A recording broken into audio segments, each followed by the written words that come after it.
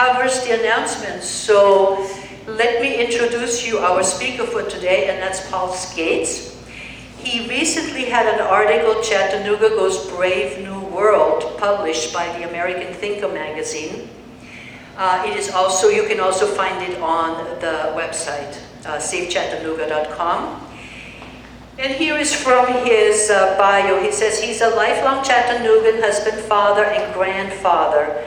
He is a Marine Corps veteran, having served in Vietnam and Scotland. He attended UTC in political science and American history. He was a pipe fitter for 13 years and an instructional designer and trainer for 27 years. So interestingly enough, Paul also says that he was an atheist until age 46, but now he's a Christian. He's also an independent conservative who, in his words, retired to the People's Republic of Georgia 3 years ago, where he resides with his wife, Wanda. And his presentation should take about 30 minutes or so, and he will be talking about climate emergency and why it is the big lie. So with that... Thank you. All right, can everyone hear me in the back? I usually project pretty well. Okay. The big lie. I guess you know my position on this, right? The climate action plan that the mayor has put out there in this smart city, 15-minute city, whatever they're calling it this week, net zero. They're asking us to give up fossil fuels eventually. That's part of the agenda. They're asking us to give up our constitutional rights and freedoms, turn that over to the government so they can tell us where to live, where to travel, how often to travel, that sort of thing. Well, all of this is based on this supposed climate emergency, that we have to do something immediately. We don't have time to debate it. We have to do something right now in order to save the planet. Well, my thought is, what about if that's all just a big lie? Then what is the real agenda behind it if it's not about the climate? And it's not about the climate. So that's my background. That's my position where I'm starting from. Now I'm going to start with another big lie that was told about 60 years ago. How much do you know about DDT? Awful stuff, right? Horrible stuff. Kills people, kills plants and animals, and not so much. Right? In World War II, as the U.S. troops went up the peninsula of Italy, the Nazis were retreating. They would destroy the infrastructure in the towns and cities. For example, in Naples, they blew up the water treatment plant and the aqueducts and the sewage treatment plants. Well, within a few weeks there, that unsanitary conditions led to a bunch of lice, and lice means typhus, so there's typhus epidemics going. And of course, the American troops occupying there, they were subject to that also.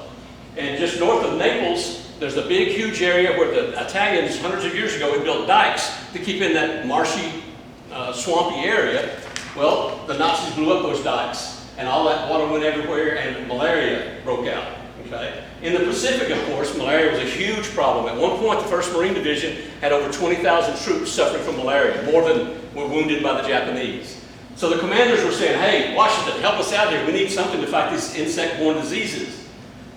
Well, a Swiss company in the United States, they were primarily making dyes, fabric dyes. They had a guy who worked there who discovered that DDT was actually discovered back in 1874.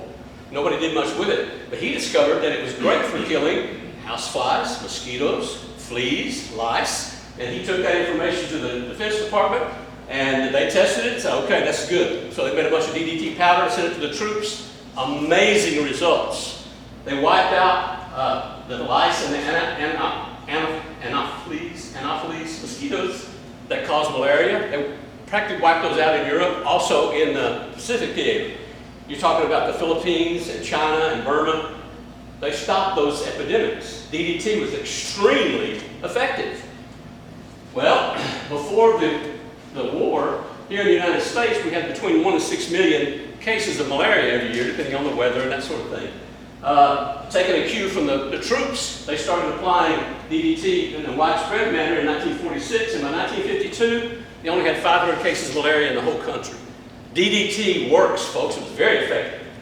Europe, they eradicated malaria by the mid-50s. The World Health Organization Organization before they got into politics. They started a global DDT program. And in a couple of years, they reduced malaria cases in Latin America and Asia by 99%. They reduced it so much in Africa, where the biggest impact of malaria was, that they thought within the next year or two they would completely eradicate malaria in Africa. That's how good DDT worked. And then came this book, Silent Spring. You probably all read it if you went to college, because every doggone discipline in the world assigned it as required reading. Rachel Carson wrote it. It is considered the cornerstone of the modern environmental movement. It was the first time that got the public and the environmentalists together in such a way that they forced action from the government. Now, she said DDT causes wildlife extinction, especially birds. She said robins were disappearing, causes human cancers. It does harm to life in the lakes and the oceans. Okay? And some wags said these warnings are too frightening to ignore. Does that sound familiar? So the public, the book was a huge bestseller. The public got in with environmentalists, and they put a lot of pressure to get the DDT banned, despite the fact that it saved hundreds of millions of lives all across the world. It's an evil thing, we want to get it banned. The Environmental Protection Agency was started in 1970. 1971, they decided, okay, we're going to have an investigation and we're going to show the public why DDT needs to be banned. That's what their aim was, to ban DDT. And they brought in an outside, supposedly objective guy, a judge named Edmund Sweeney, to oversee the thing. It lasted 7 months. They brought in their own scientists, 125 of them, to testify. They did 365 exhibits and demonstrations, right? And guess what? They were shocked. The result was, no, DDT is not harmful to wildlife. It does not cause cancers. It's not harmful to the ocean or the environment or people. But in 1972, William Ruckelshaus, who was the head of the EPA, banned it anyway.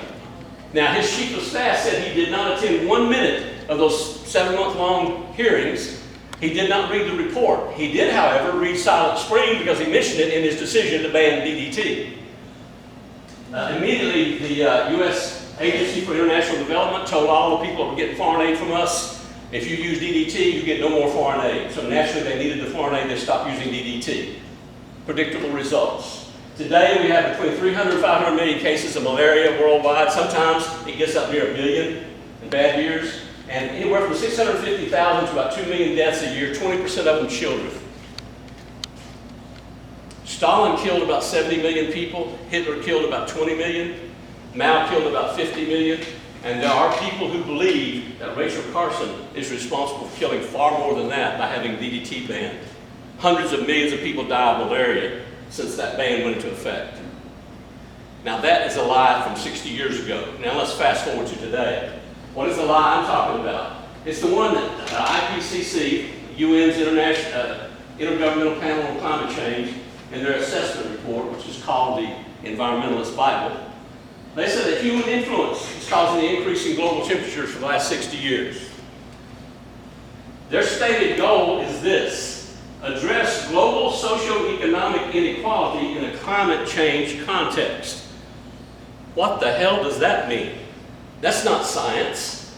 That's sociology mixed in with science, right? Well, if that's the problem, what's the fix? Their fix is, well, humans are causing it by putting out too much CO2, causing the rise in temperatures. Let's stop the CO2. And that's where the net zero comes from. Net zero CO2 emissions by 2050.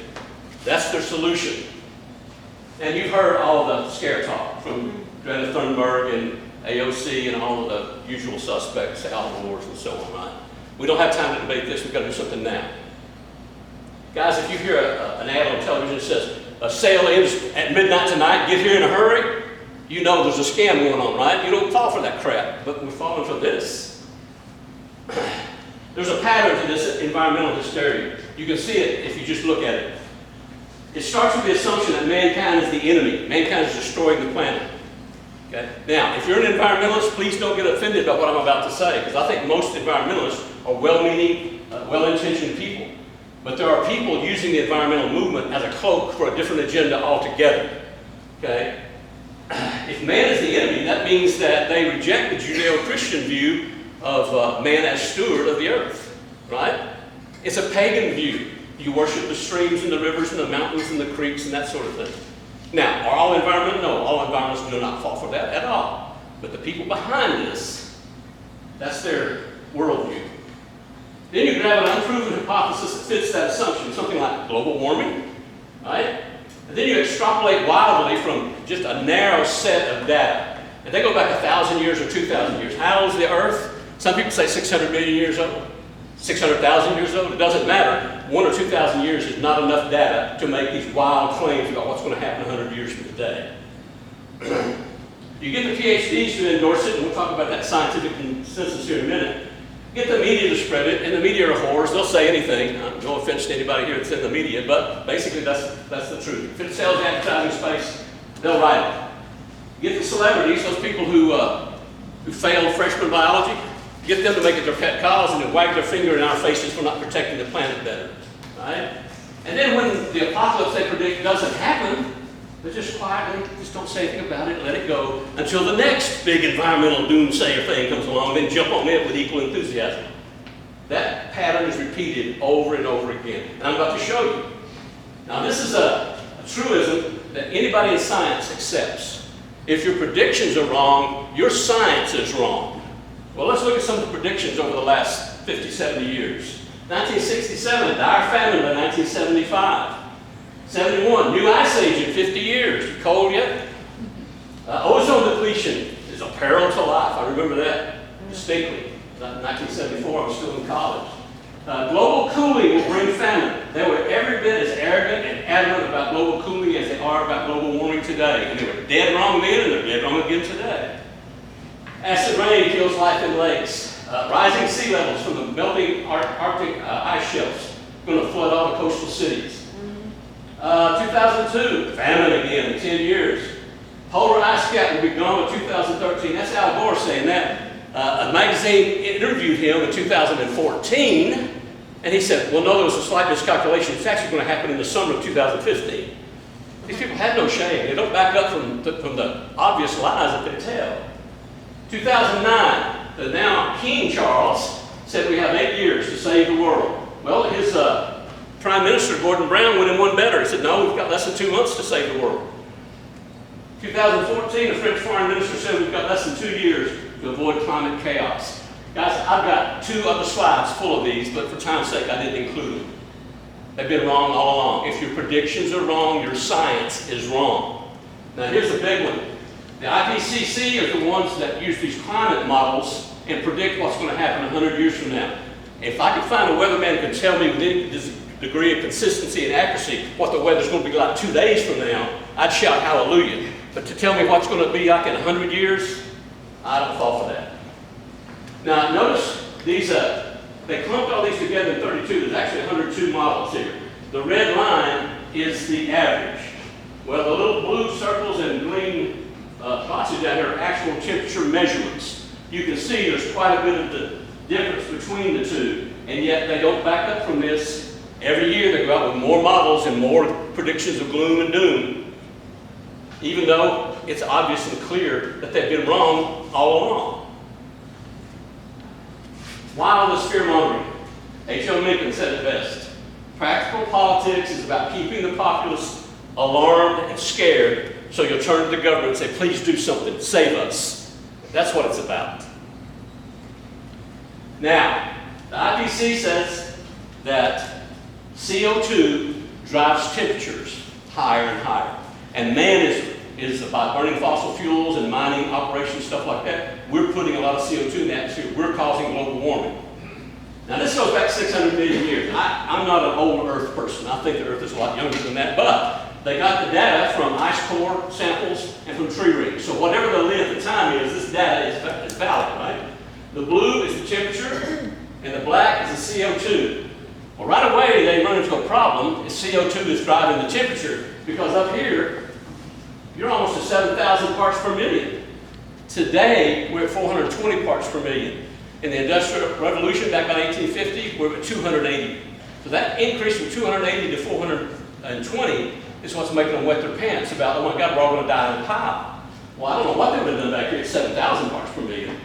Right? If you'll notice, the black line is above the temperature for more than half of the history. if CO2 levels drove temperature change, why is this stable down here while this was spiking up and coming back down? You can follow this all along. It doesn't match up. There is no correlation between CO2 driving temperature change. In fact, there's a significant group of scientists who believe it's the opposite. Temperature drives CO2 release. Why? Because when the oceans heat up, they're the largest repository of CO2. When they heat up, they release CO2. And the theory is that there's a lag, but when the temperature rises about 600 years later, the CO2 rises. Okay? Anyway, if you follow this along, there is no correlation between CO2 and temperature. The basis of their whole reasoning is false. Then all these things they're asking us to give up, fossil fuels, our constitutional rights and freedoms, then it's not about climate, it's about something else. Now this one, global temperatures from 79 to 2015. Now you can see right here, and this red line is the CO2 rise. So, okay, the temperature's following it pretty good. Until about 2000. CO2 kept going up, and all of a sudden, the temperatures dropped. They leveled off, they dipped a little bit, and about here in 2016, 2018 is a period they call the big chill, because temperatures dropped. They can't explain that. That's why right here in 2000, they stopped calling it global warming and started calling it climate change. Oh, it's too cold, that's climate change. Too hot, that's climate change too. Too wet, that's climate change. Too dry, that's climate change. That's a pretty good deal. Anything that happens supports their theory. This graph should not exist if the IPCC were right. If CO2 drives climate change, that graph would not be in existence.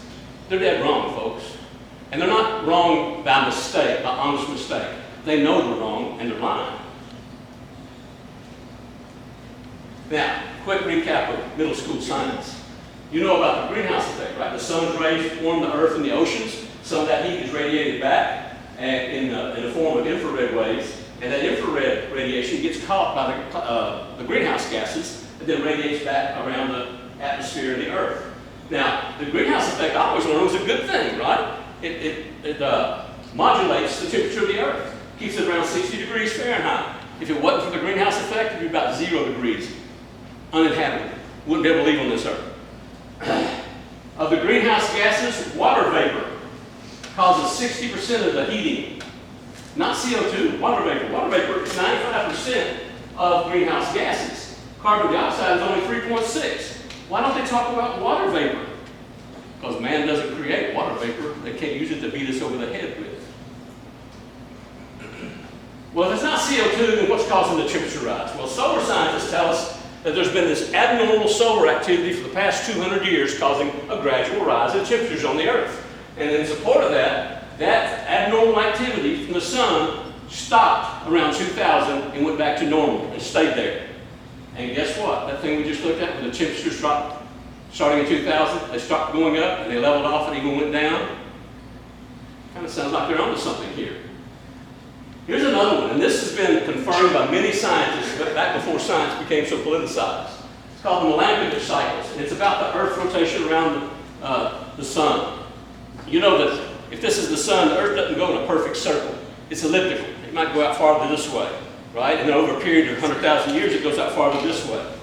Well, those cycles are 100,000 years. When you look at the graph of temperatures on the Earth, you have these periods where the temperatures are real low, and they're called glacials, basically ice ages. And the warmer periods are called interglacials. Well, guess what? Up until 800,000 years ago, the glacials were 100,000 years long. There's another cycle. It's based on the tilt of the Earth. The Earth's not straight up and down on its axis. It's about 21 to 24 degrees. Okay? Those cycles are 41,000 years. Guess what the glacial cycle is now? It has been for 800,000 years. About 41,000 years. Those cycles last.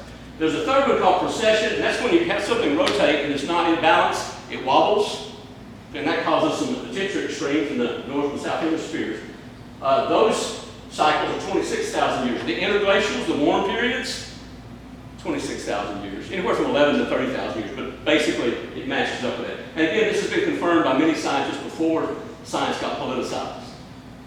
Primary temperature effect on the Earth of these cycles. Joseph Goebbels was Hitler's propaganda chief. He said, you tell a lie one time, it's still a lie. You tell it repeatedly, tell it 1,000 times, it becomes the truth. If you repeat a lie often enough, people will believe it. You'll even come to believe it yourself. Folks, that's what's happened on this climate change thing. They have told us so often. And I challenge you, go on tonight, look on your computer, and look up some of these things. All you're going to see is the narrative from the climate alarmists. That's all you're going to see. You have to wade through page after page after page to find anything that even contradicts that. Here's one of the real tragedies of these lies. Children for the last 2 generations at least have been fed this lie since kindergarten. They believe it's as real as you and I believe that Neil Armstrong landed on the moon or that the Japanese bombed Pearl Harbor. It is their truth. It is their reality. They believe it. Trying to talk to a young person that this that this smart city plan is a bad idea, it's going to be difficult. They believe this. We're old. We don't count. They're going to die of climate change. They honestly believe that. Because all they've seen from every direction, from every source of media, is the same lie. Now here's one of the lies that they're told. We're all told. The climate science is settled. Any scientists in here? A true scientist would never say that. The most any true scientist would ever say, well, as far as we know to date, it looks like this is the situation. Okay? Scientific method, you observe what's going on, you make a hypothesis, you test that hypothesis, and then you look at the data and you adjust your hypothesis. You don't adjust the data to fit your hypothesis, you adjust your hypothesis. Einstein said, no amount of experimentation can ever prove me right. One single experiment can prove me wrong. There's no place for settled in science, and any true scientist will tell you that. Now here's the real scientific consensus right here. IPCC meeting, show of hands. Who thinks greenhouse gases have no effect and therefore we all need new jobs? There's the only scientific consensus there is. Scientists know they have to go along with the narrative or they get their funding from a research cut. Now we saw this happen in COVID, did we not? The few doctors who stood up and said, wait a minute, ivermectin is a great thing to use. What happened to them? Their careers were ended. Well, scientists are not stupid. They're not going to buck the narrative. But you notice it's not scientists who are getting before the cameras and talking. It's media whores. It's politicians. It's not scientists. But the scientists are so cowed, they don't speak up in their defense. Now, have you heard this one? 97% of scientists agree that humans are causing global warming. You've heard that, right? It's everywhere. Where did that come from? It came from this gentleman who makes Goebbels look like a doggone Cub Scout. Now, he is a professor, he's got a PhD, but it's not in physics, it's not in biology, it's not in meteorology, it's in cognitive psychology. Now, what did he do? In 2013, he analyzed almost 12,000 scientific papers that had to do with global warming or global climate change. 2/3 of those scientists didn't say anything about what caused it. They were focusing on the science, right? Of the ones that did express an opinion, 33%, a third, said, yes, we think humans probably caused some global warming. Well, where did the 97% come from? Well, this math genius, he took the 34% of the total that responded, divided it into the 33 that agreed, and said, there you go, 97% of all scientists agree that humans caused it. Now, that filter that he used when he analyzed those abstracts, do humans cause some global warming? I think everybody here thinks that humans probably cause some global warming. That's not the question. The question is, are we causing enough global warming by putting out CO2 to demand do away with fossil fuels, the lifeblood of the world's economy for the past 200 years? Are you kidding me? Are you insane? With nothing to replace it? He didn't ask that question. He asked, are humans causing some global warming? So the ones who agreed with him agreed to that statement, not to we're the primary cause. A guy from Great Britain did the same analysis. He said really 0.3% endorsed the hypothesis that humans are the primary cause of global warming. And he even checked the ones that agreed that some global warming was caused, and only 1% of them agreed that we're the primary cause of global warming. It's a lie. It's the most effective lie I've ever seen. It makes Goebbels look like I said, an amateur. Now, here's another thing. All those people that he said agreed that humans are the primary cause, a bunch of those scientists have sued him and come out in different magazines saying, Professor Cook misrepresented my position. Their position was, yeah, some, not the primary cause. But that lie has been told 1,000 times and more, and that's what everybody knows, right? You talk to anybody, any age, they'll say, yep, 97% of scientists agree with it. No, they don't. Another study was done the same, on those same abstracts, came up with the same results as Lord Monckton did. Michael Crichton, you know who Michael Crichton is? American writer, fantastic writer. I would recommend you read State of Fear. Get the ebook version.